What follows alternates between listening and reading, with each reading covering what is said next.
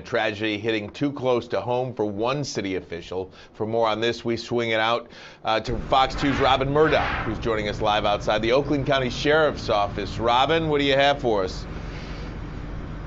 Well, Ryan, you said it correctly. This does hit really close to home, too close to home for the president of the Pontiac City Council. He tells me that his cousin was one of the three men killed, a man he watched grow up. So as you can imagine, this is extremely difficult for him. It is extremely difficult for all the families involved. It looked like Christmas and Saigon, you know. Lights were everywhere, blue and red lights flashing everywhere. Police everywhere. That's a real scene at the Spring Lake Village Apartments in Pontiac on Wednesday night after a shooting left 3 men dead and another in serious condition at last check.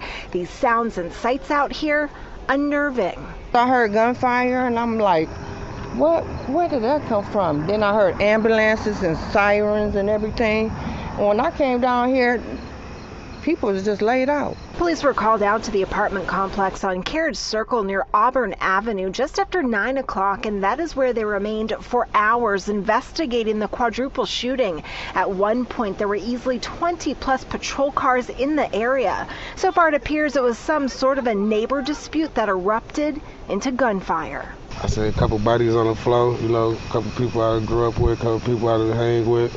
I seen a lot of people crying, seen a lot of kids, seen a lot of police. Right now, police aren't saying much about the victims, only that they were all men and all in their 20s and 30s. We've learned one of them is the cousin of Pontiac City Council President Kermit Williams. We just got these apartments renovated maybe 7 years ago now, and so to see this, especially one of the victims, is somebody that I watched grow up.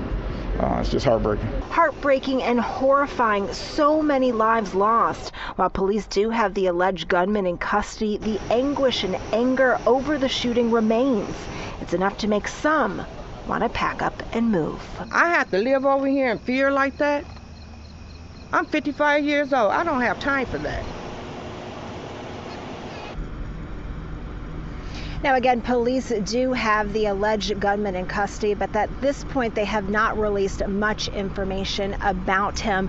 I did just get done talking to investigators probably about a half hour or so ago. They tell me that they're currently trying to get some information together, and they will be releasing more details about this quadruple shooting in the next hour or so.